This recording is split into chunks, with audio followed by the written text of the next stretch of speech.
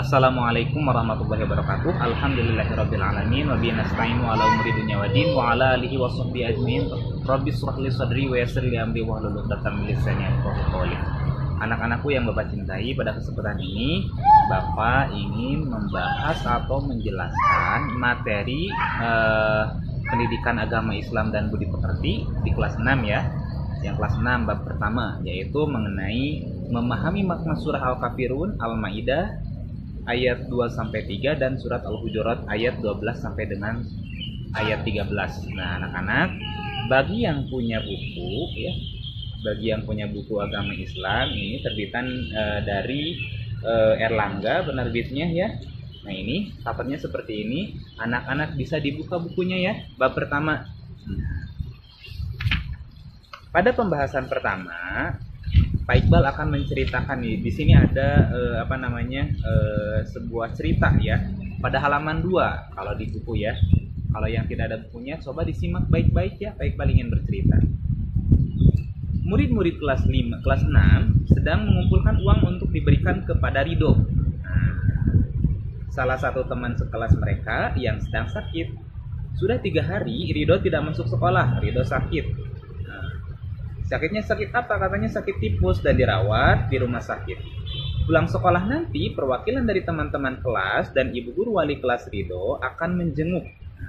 Uang yang telah terkumpul akan dibelikan buah untuk dibawa ke rumah sakit. Setibanya di rumah sakit, Ridho sedang terbaring di tempat tidur. Kemudian, ketika melihat teman-temannya dan ibu guru datang, Ridho senang sekali. Ridho, bagaimana keadaanmu sekarang? Tanya ibu guru. Ridho menjawab, Alhamdulillah, saya membaik ibu. Terima kasih ibu dan teman-teman sudah menjenguk saya. Saya sedih karena tertinggal pelajaran di sekolah. Kemudian tenang aja dok, nanti aku pinjamkan buku catatanku, kata Ahmad, teman sebangku Ridho. Ridho tersenyum lebar, merasa senang sekali teman-temannya banyak yang menolongnya. Sikap yang dilakukan teman-teman Ridho merupakan cermin dari sikap simpati. Teman-teman Ridho ikut pula merasakan apa yang dialami oleh Ridho. Simpati itu adalah ikut dapat merasakan apa yang dirasakan atau musibah yang dirasakan oleh orang lain. Kemudian membantunya adalah wujud sikap peduli terhadap teman sekelasnya. Sudahkah kamu bersikap seperti teman-teman Ridho? Sekarang ikuti pembahasan tentang surat Al-Kafirun ayat 1-6, surah Al-Maidah ayat 2-3 dan Al-Hujurat ayat 12-13. Yuk kita langsung ke pembahasan pertama. Nah, sekarang kita akan membahas surat Al-Kafirun. Ada di halaman 3. Surah Al-Kafirun. Membaca surah Al-Kafirun dan artinya. Surah Al-Kafirun terdiri dari 6 ayat. Jadi terdiri dari 6 ayat. Al-Kafirun merupakan surah yang ke-109 di dalam Al-Quran. Surah Al-Kafirun termasuk golongan surah Makkiyah, atau surat Makkiyah itu adalah surat yang diturunkan di kota Mekah. Kalau di Madinah, Madaniyah. Diturunkan sesudah surat Al-Ma'un. Al-Kafirun artinya adalah orang-orang kafir. Anak-anak boleh kalau misalkan yang pentingnya dikasih stabilo atau dikasih garis ya. Yuk kita baca bersama-sama surah Al-Kafirun dengan tartil dan benar. Nah, mintalah bimbingan dari Bapak Ibu guru. Nah, di sini Bapak ingin membacakan surat Al-Kafirun dengan artinya. Anak-anak disimak baik-baik ya. Karena anak-anak dituntut untuk bisa menghafal surat Al-Kafirun dengan artinya. Bahkan dengan isi kandungannya, nanti Pak Iqbal jelaskan. A'udzu billahi minasy syaithanir rajim. Aku berlindung kepada Allah dari godaan setan yang terkutuk.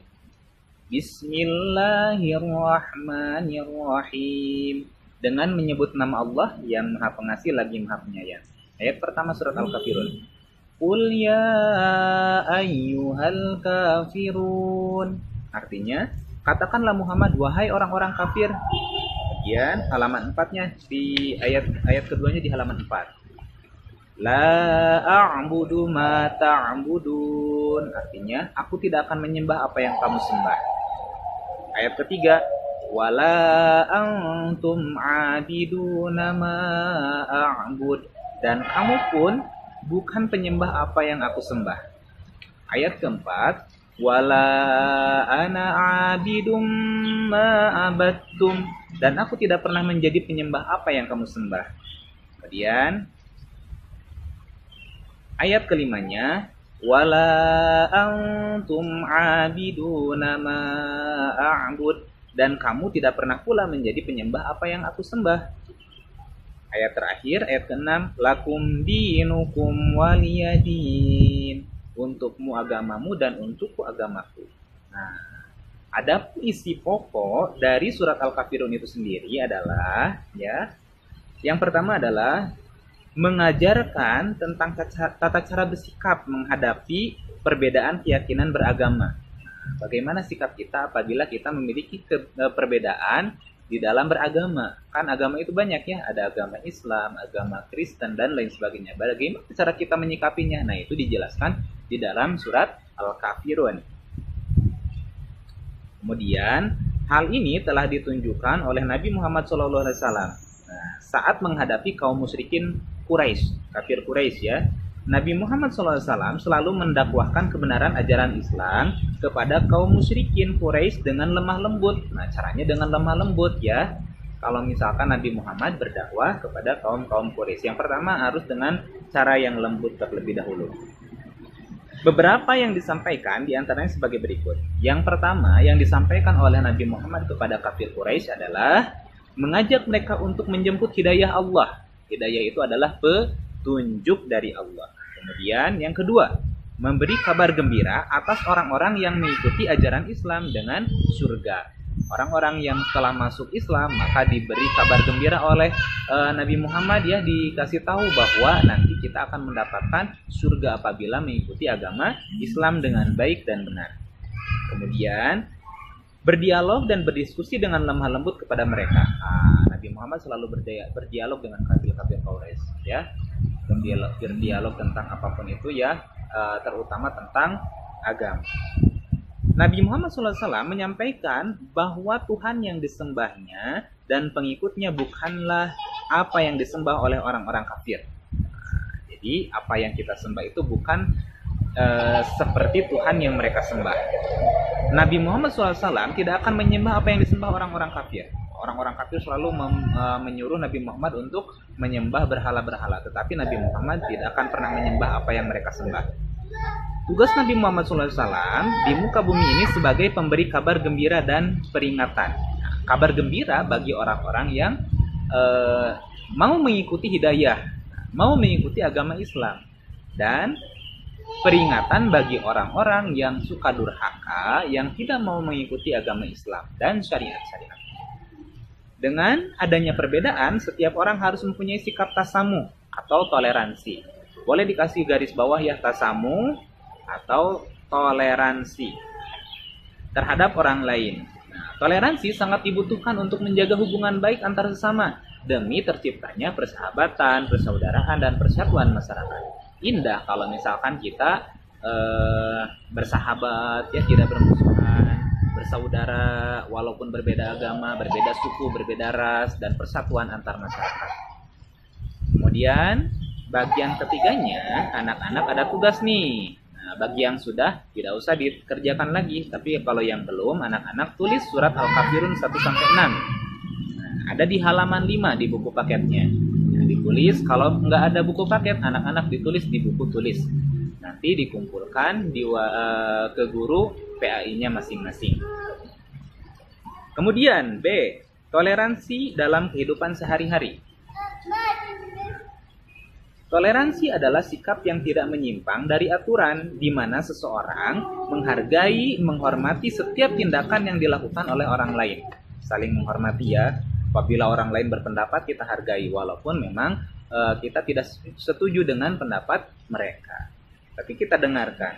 Toleransi dalam kehidupan ini terbagi ke dalam 2 bentuk. Nah, toleransi ada 2 bentuk ya.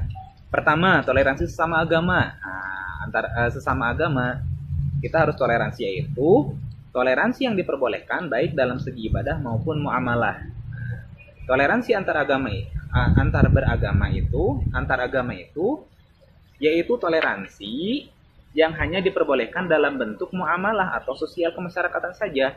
Misalkan kita berbeda agama nih, kemudian kita toleransi. Misalkan nih orang lain sedang melakukan ibadah menurut kepercayaan agamanya mereka. Nah, kita toleransi, jangan ganggu mereka. Dan begitu pun mereka jangan mengganggu ketika kita beribadah ataupun bermuamalah. Itu. Kemudian, toleransi bukan berarti membiarkan saudara kita melakukan kejahatan. Nah, apabila ada saudara kita yang seiman melakukan kejahatan, kita diwajibkan mengingatkan dengan memberikan nasihat. Nah, apabila ada saudara kita ini yang seiman, misalkan sesama beragama Islam melakukan kejahatan, maka kita wajib untuk menasehatinya, memberitahunya. Toleransi tidak diperbolehkan jika melanggar aturan agama. Jadi tidak boleh toleransi kalau misalkan melanggar aturan agama. Contohnya misalkan mabuk-mabukan. Kalau dalam agama Islam itu hukumnya haram ya. Karena kita toleransi, maka kita misalkan ikut mabuk-mabukan. Tidak seperti itu. Nah, itu bukan toleransi namanya. Toleransi bukanlah mengorbankan keyakinan kita karena sesuatu kebenaran. Akan tetapi toleransi adalah menghargai perbedaan yang dilandasi oleh suatu alasan. Antar pemeluk agama dilarang memaksakan kehendak kepada orang lain untuk memeluk agama mereka. Sebagaimana firman Allah, La ikraha fid din, qad tabayyana ar-rusdu minal ghayy. Surat Al-Baqarah ayat 256. Jadi kita tidak boleh memaksakan kehendak kita. Misalkan kita beragama Islam, orang lain beda agamanya dengan kita misalkan. Kemudian kita paksakan, ayo pokoknya kamu harus masuk Islam. Nah, kalau tidak bla bla bla bla misalkan. Nah, itu tidak boleh ya. Kemudian ada contohnya nih. Contoh pembiasaan sikap toleransi. Yang pertama, menghargai adanya perbedaan. Kita harus menghargai adanya perbedaan, menjalin persahabatan dan persaudaraan, menyadari bahwa perbedaan adalah suatu hal yang pasti dan merupakan sunatullah, sudah ketentuan Allah. Kemudian mengedepankan sikap sopan, santun, ramah, lemah lembut dalam hidup masyarakat.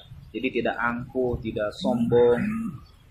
Kemudian menjadikan perbedaan sebagai sarana untuk berlomba-lomba dalam mencapai kebaikan bukan perpecahan. Adanya perbedaan, yuk kita bersama-sama membangun perbedaan tersebut untuk kebaikan, bukan untuk perpecahan. Makanya harus ada saling menghargai, toleransi. Sikap toleransi yang diterapkan dengan baik akan terwujud hal-hal berikut.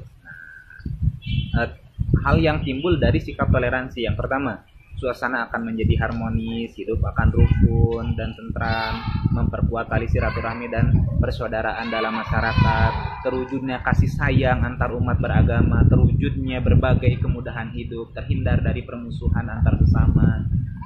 Itu adalah hal-hal yang bersumber atau yang ditimbulkan dari sikap toleransi. Harmonis, enak kan kalau misalkan kita bersikap harmonis, rukun, tentram, silaturahmi kita terjalin, terus saling berkasih sayang, kemudian kemudahan dalam hidup. Kan kalau misalkan kita saling toleransi, saling membantu juga terhadap sesama umat manusia walaupun berbeda agama, nanti insya Allah akan dimudahkan ya dalam suatu urusan. Ada bencana, misalkan ada seseorang yang terkena bencana, kita tolong, saling menolong. Ataupun misalkan kita yang terkena bencana ditolong oleh orang lain misalkan. Nah, seperti itu. Kemudian pembahasan selanjutnya ya tentang surat Al-Maidah ayat 2 sampai 3. Sebelumnya Pak Iqbal akan menjelaskan terlebih dahulu nih surat Al-Maidah. Nah, membaca surat Al-Maidah 2 sampai 3 beserta artinya. Surat Al-Maidah itu terdiri dari 120 ayat. Ulangi lagi, surat Al-Maidah terdiri dari 120 ayat.